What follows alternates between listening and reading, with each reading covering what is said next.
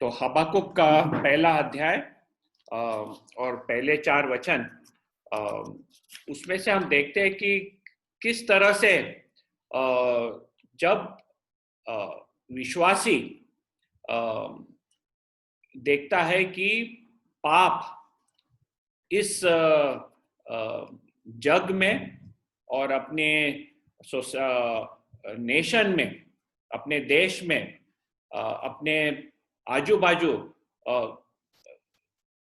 पाप भर के पड़ा है और परमेश्वर चुपचाप है, तो इसमें से उसमें क्लेश पैदा होता है। जब वो देखता है कि कितना पाप इस जग में है और परमेश्वर चुप है, तब उसमें क्लेश पैदा होता है।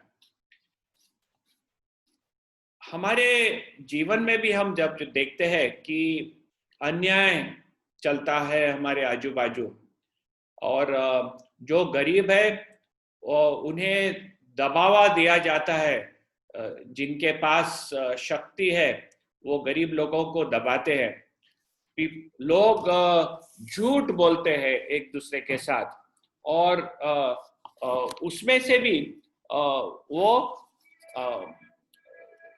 वो झूठ बोलने के बाद उन्हें कोई शिक्षा नहीं मिलती है। कभी कभी हमारे कलीसिया में भी हम देखते हैं कि जो सही नहीं है, ऐसे चीज जो खुद को क्रिश्चियन बुलाते हैं, ऐसे लोगों के भी जीवन में हम देखते हैं कि पाप बसा हुआ है। तब एक विचार आता है हमारे मन में कि क्या परमेश्वर की प्रभुता के बारे में हम सोचते हैं और परमेश्वर अच्छा है और परमेश्वर सर्वज्ञानी है, तो ऐसे बुरी परिस्थिति क्यों वो परमिट करता है, वो क्यों अलाउ करता है, ऐसा क्यों होने देता है कि जो क्रूर चीजें, जो खराब चीजें इस जग में हो रही है, पाप के चीजें, वो क्यों अलाउ करता है। और इस विचार में हमारा विश्वास कभी हल जा सकता है कि इतना सब पाप देखने के बाद। हम आज के किताब में से देखेंगे कि हबाकुक जो नबी था, भविष्यवक्ता, उसके समय भी ऐसी परिस्थिति थी जिधर आजू बाजू इज़राइल देश में, जेरूसलम में पाप भर के था, और वो पाप देख के वो काफी क्लेश से भर जाता है। और उस समय उसका क्या रिस्पॉन्स है वो देखेंगे। हबाकुक की किताब करीब 605 बीसी के आजू बाजू में उसके पहले लिखा गया है। 605 बीसी के उस समय में लिखा गया है जिधर बेबीलोन, मिस्र देश के ऊपर विजय पाया था। और जो हम देखते हैं कि हबाकुक के समय जोसाया, जेहोयास और जेहोयाकिन, ये राजा लोग रहते थे। तो उसका हम देखने में आता है कि वो लोग राजा थे। जब हबाकुक अपना भविष्यवाणी कर रहा है, उसी समय यिर्मयाह भी भविष्यवक्ता था। तो यिर्मयाह और हबाकुक एक ही समय के भविष्यवक्ता है। तो हम 3 चीज देखेंगे कि ये जो क्लेश जो होता है, जो क्लेश एक विश्वासी के जीवन में होता है, उसके बारे में 3 चीज देखेंगे। एक तो पाप की मौजूदगी से एक विश्वासी में क्लेश होता है। दूसरा, जब उसमें क्लेश होता है तब विश्वासी परमेश्वर के साथ वाद भी करने लग जाता है। तीसरा हम देखेंगे क्लेश इसलिए होता है कि अंतर विरोध, कॉन्ट्राडिक्शन उसे दिखाई देता है परमेश्वर में। उसका जो विचार है कि कौन परमेश्वर है, और जो व्यवस्था उसके बाजू आजू बाजू दिखाई देती है सोसाइटी में, ये जो अंतर विरोध देखने से भी उसमें क्लेश पैदा होता है। तो हम पहले देखेंगे कि एक विश्वासी के जीवन में और मन में पाप के मौजूदगी से एक क्लेश तैयार होता है। तो मैं रिक्वेस्ट करूंगा, कौन वर्स 2 पढ़ेगा? दूसरा वचन पढ़ लेना।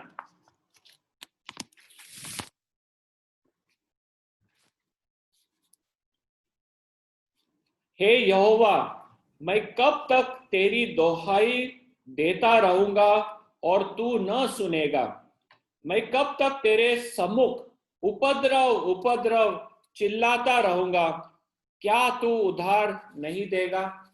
तो हम देखते हैं कि हबाकुक देख रहा है कि उधर वायलेंस है, उपद्रव चला है उसके आजू बाजू जेरूसलेम में और जूडा में। वो अपने खुद के देश के बारे में कह रहा है, अपना देश जो जेरूसलम कैपिटल है और जूडा जो देश था, उस देश में वो देखता है कि उपद्रव है, वायलेंस है, लोग एक दूसरे की के साथ हत्या के रीत से व्यवहार कर रहे हैं। तीसरा वचन, तू मुझे अनर्थ काम क्यों दिखाता है? क्या कारण है कि तू उत्पात को देखता ही रहता है? मेरे सामने लूटपाट और उपद्रव होते रहते हैं और झगड़ा हुआ करता है और वाद विवाद बढ़ता जाता है। तो हम देखते हैं इधर कि वो देख रहा है कि उधर अनर्थ काम चल रहा है, उसके लोगों के बीच में वो अनर्थ कर रहे हैं, एक दूसरे के ऊपर अनर्थ चल रहा है, इनिक्विटी चल रहा है, वो उत्पात कर रहे हैं, जो गलत है, जो रॉन्ग है, वैसे चीज लोग कर रहे हैं, लूटपाट कर रहे हैं, एक डिस्ट्रक्शन हो रहा है उधर, और लोगों के बीच में झगड़ा होते चला है, एक स्ट्राइफ चल रहा है और वाद विवाद चला है लोगों के बीच में। और ऐसे परिस्थिति में ये भविष्यवक्ता खुद को देख रहा है और वो परमेश्वर के साथ ये सब चीजें लाके उनके सामने पेश करता है, क्योंकि उसमें क्लेश पैदा हो गया है। और चौथे वचन में हम देखते हैं, इसलिए व्यवस्था ढीली हो गई और न्याय कभी नहीं प्रकट होता। दुष्ट लोग धर्मी को घेर लेते हैं, इसलिए न्याय का खून हो रहा है। जब हबाकुक देखता है आजू बाजू में, तब वो देखता है कि दुष्ट लोग धर्मी को घेर लेते हैं और न्याय का खून हो रहा है। ऐसी जो सिचुएशन है, हम देखते हैं कि जब हबाकुक ऐसी परिस्थिति देख रहा है तो वो बहुत क्लेश से भर जाता है ये पाप के मारे, और वो दोहाई देता है परमेश्वर को। और हम देखते हैं कि इधर लिखा नहीं है कि ये पाप का इफेक्ट हबाकुक के ऊपर पर्सनली हो रहा है, लेकिन जब वो पाप उस देश में देख रहा है, वो पाप से वो काफी क्लेशित हो जाता है। इसी रीत से हम देखते हैं प्रभु यीशु ख्रिस्त को। प्रभु यीशु ख्रिस्त जब मंदिर में गया था, तब हम देखते हैं वो किस तरह उधर क्रोधित हो गया था। ये मैथ्यू चैप्टर 21 12 और 13 वचन हम जब पढ़ते हैं, मैथ्यू 21 12 और 13, यीशु ने परमेश्वर के मंदिर में जाकर उन सब को जो मंदिर में लेन देन कर रहे थे उसने निकाल दिया और सराफों के कीड़े और कबूतरों बेचने वालों की चौकियां उलट दी और उनसे कहा, लिखा है कि मेरा घर प्रार्थना का घर कहलाएगा, परंतु तुम उसे डाकुओं की खोन बनाते हो। तो प्रभु यीशु ख्रिस्त जब मंदिर में आता है तब हम देखते हैं कि किस तरह उसे गुस्सा आता है। ये सब पाप जब चल रहा है। मोसेस के बारे में हम जब देखते हैं एक्सोडस में, परमेश्वर उसे साइनाई पर्वत पे बुलाता है और उधर रहने के बाद उसको जो 10 कमांडमेंट्स है, जो 10 आज्ञा है, वो परमेश्वर उसे दो पत्थर में लिख के देता है। लेकिन जब मोसेस वो पत्थर लेके नीचे आता है और देखता है कि वो कैंप में जिधर लोग हैं उधर लोग मूर्ति पूजा शुरू कर दिए, नाचना गाना खाना पीना, और जो सही चीज नहीं है वो करने लगे हैं, तब उसे ये पाप देकर इतना गुस्सा आता है कि वो दोनों पत्थर फेंक कर उसे तोड़ डालता है, चूरा चूरा कर देता है। तो हम देखते हैं कि परमेश्वर के लोग जब पाप को देखते हैं तब उनमें एक गुस्सा तैयार हो जाता है। तो इसमें से हम ये सीख सकते हैं कि पाप जब हमारे सामने आता है, परमेश्वर के लोग उससे गुस्सा हो जाते हैं। हम एक वचन एफिशिएंस में से देखेंगे, नया करार एफिशिएंस चैप्टर 5, और उसमें से 2 वचन पढ़ेंगे। एफिशिएंस चैप्टर 5, 5वां अध्याय 11 और 12 वचन। इधर लिखा है कि अंधकार के निष्फल कामों में सहभागी न हो, वरन उन पर उलाहना दो, क्योंकि उनके गुप्त कामों की चर्चा भी लज्जा की बात है। हमें उधर उलाहना करना है। वी हैव टू एक्सपोज सिन।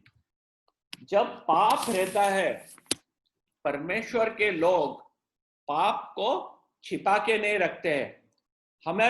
हमको हमारा जीवन जांचना है। जब हम पाप हमारे आजू बाजू देखते हैं तो क्या हम ये पाप के साथ सहिष्णु हो जाते हैं क्या? Do we become tolerant? सहिष्णु, टॉलरेंट हो जाते हैं कि ठीक है, पाप चल रहा है, वो होता रहेगा, उसमें क्या? हम उसके साथ सहिष्णु नहीं हो सकते।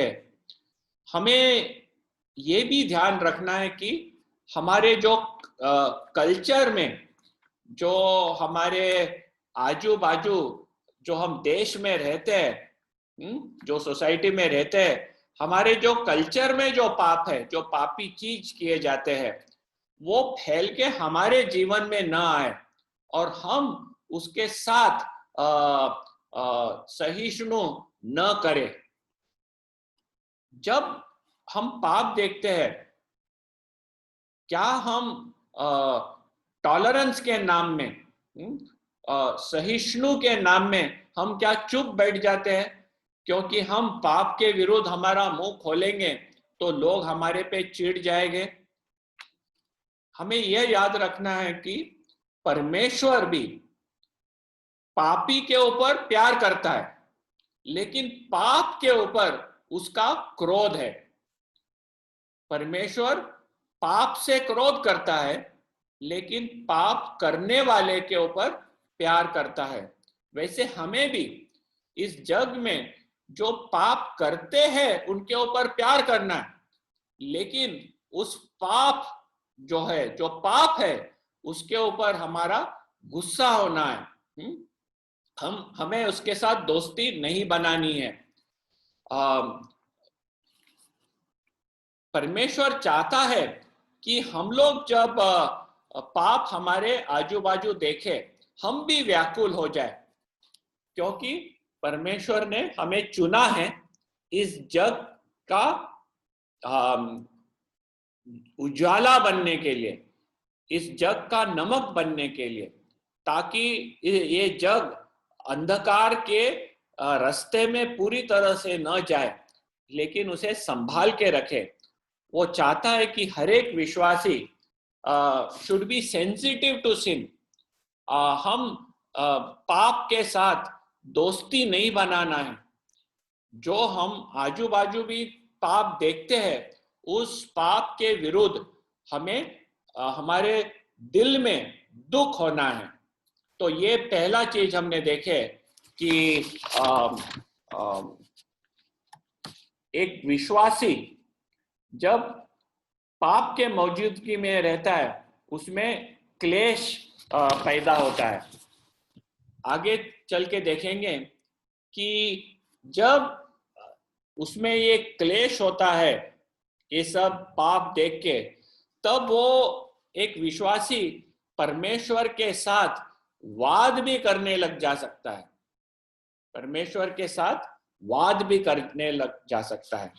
दूसरे वचन में हम देखते हैं हबाकुक को कि किस तरह वो परमेश्वर के साथ वाद करने लगता है, और ये भी देखेंगे कि परमेश्वर उसे वाद करने के लिए अलाउ करता है। वो उसका वाद के लिए उसे चिल्लाता नहीं है उसके ऊपर।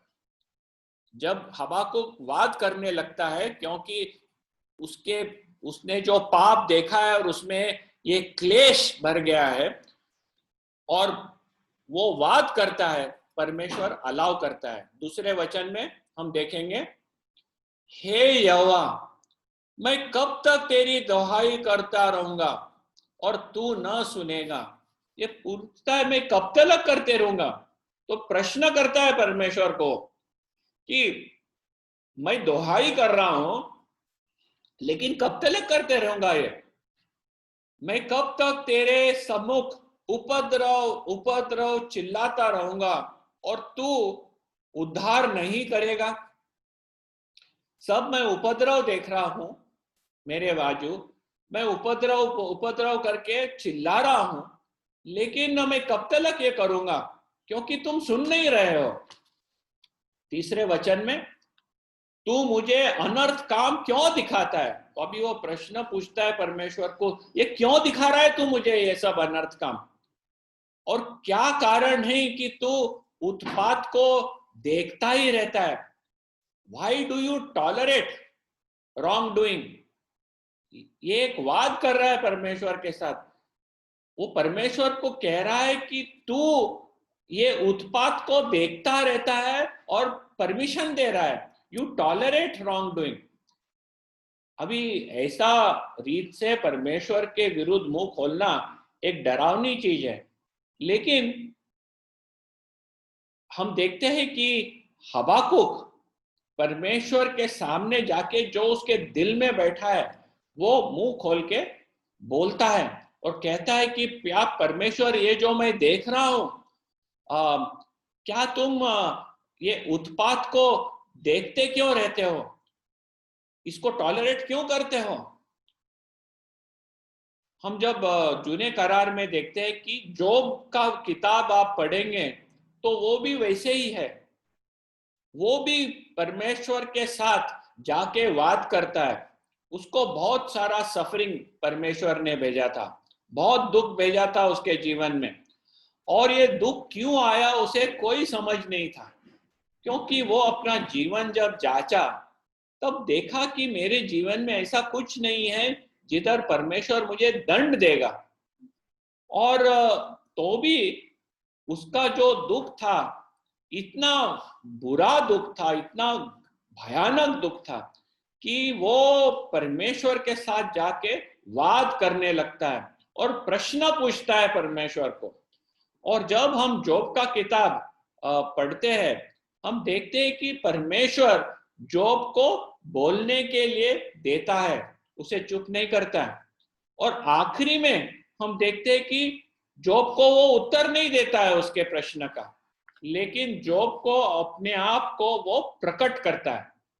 और जब परमेश्वर अपने आप को जॉब को प्रकट करता है, जॉब का विश्वास परमेश्वर के ऊपर पक्का हो जाता है।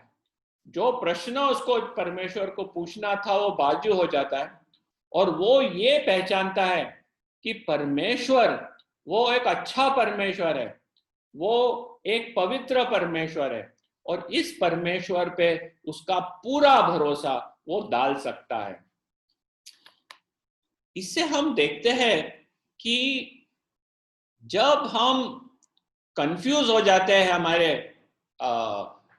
विचार में कि हमारे आजू बाजू क्या चल रहा है, क्यों चल रहा है, ये कंफ्यूजन होना ठीक है। परमेश्वर हमें अलाउ करता है कि ये जो चीजों जो जिससे हमें क्लेश हो रहा है उससे कंफ्यूज होके परमेश्वर के साथ वाद करना परमेश्वर जानता है और हमें अलाउ भी करता है।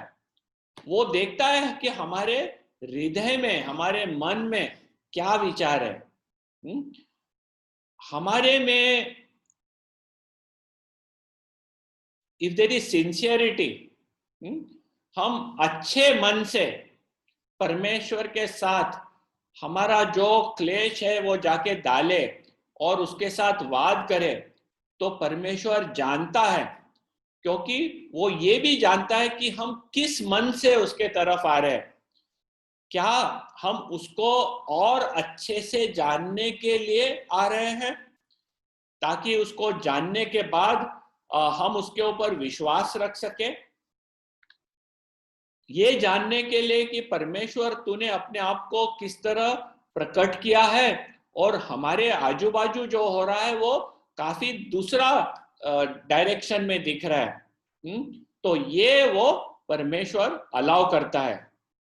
लेकिन ये करते वक्त हमें और एक चीज याद रखना है।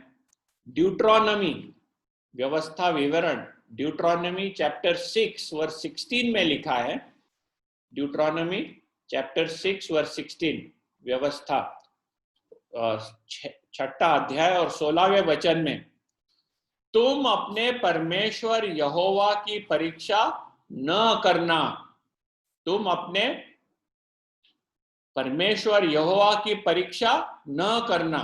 जब हम उसके साथ वाद करते हैं तब उसकी परीक्षा करने के लिए वाद करना अलाउड नहीं है।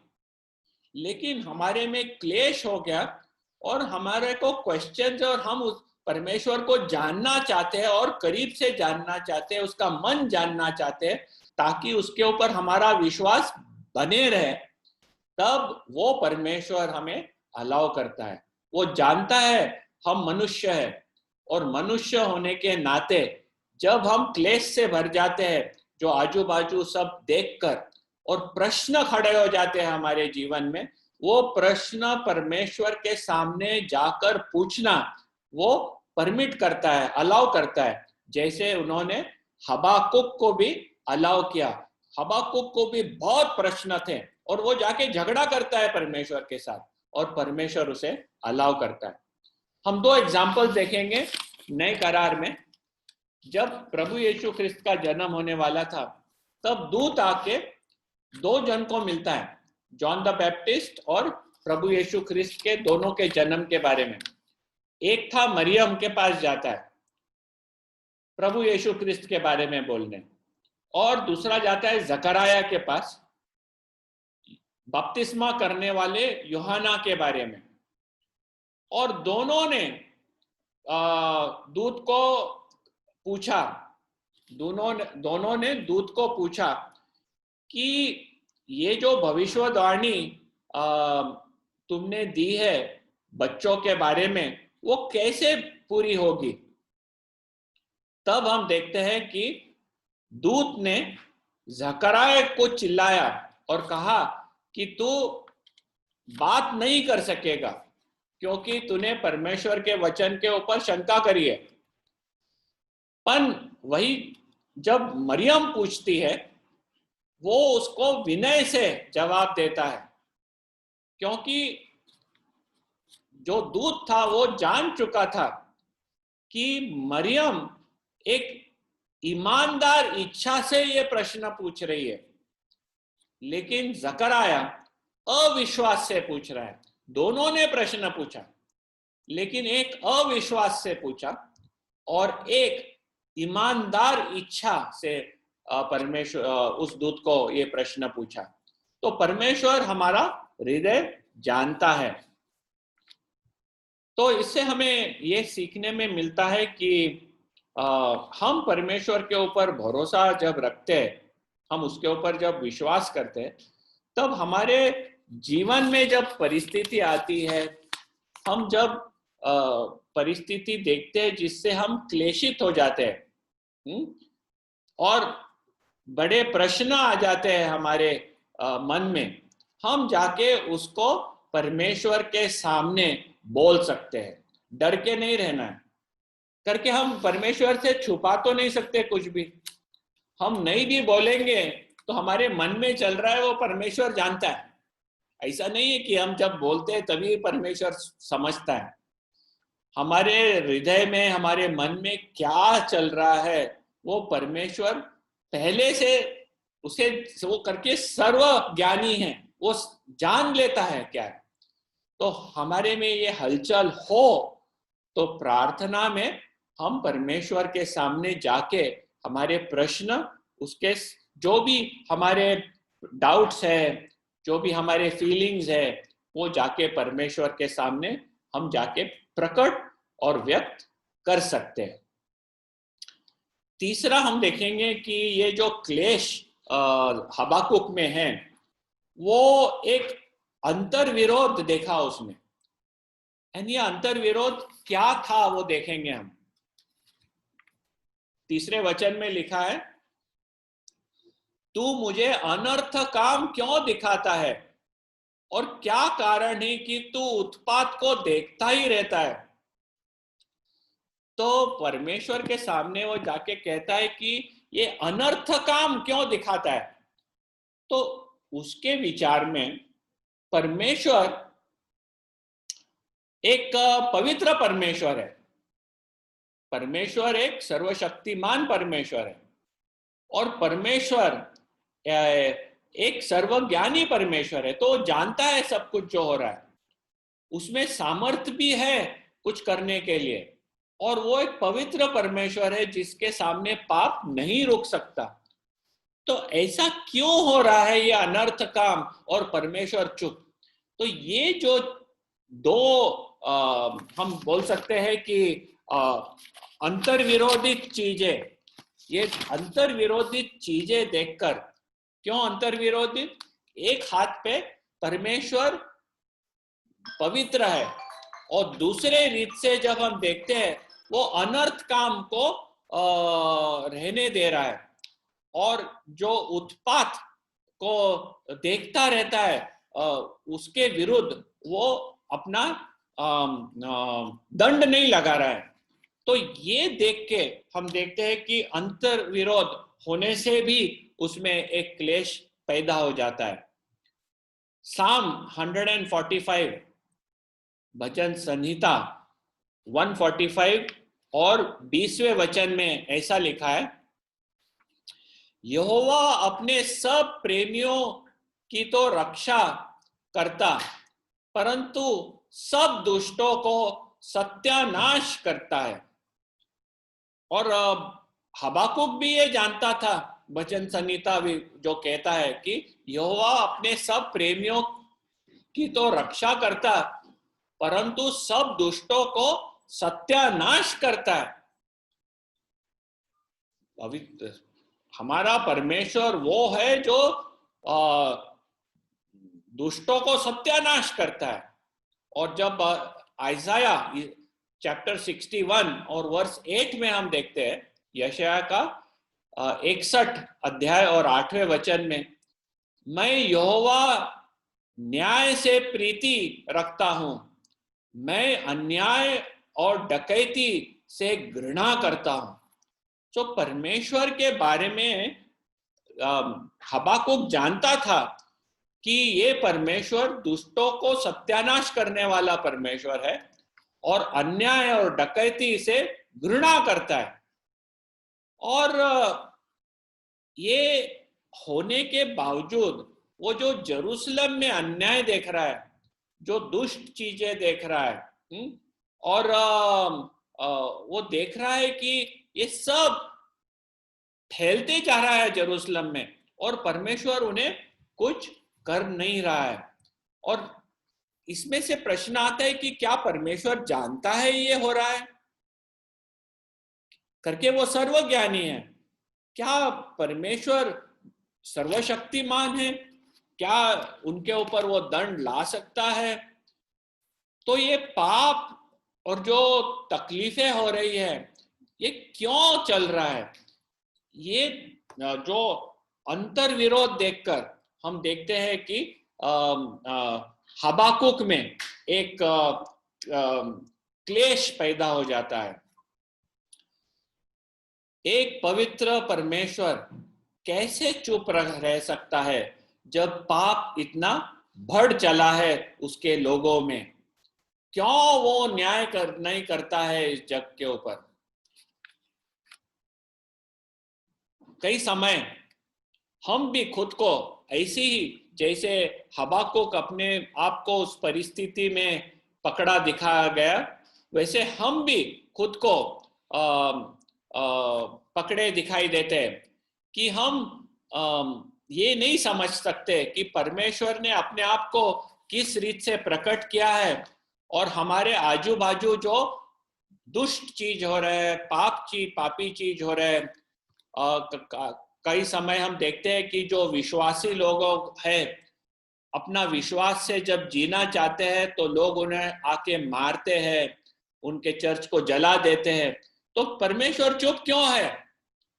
क्यों नहीं अपना हाथ उठाकर जो दुष्ट लोग हैं उनको खुद को प्रकट करके उनको चुप करा देता है?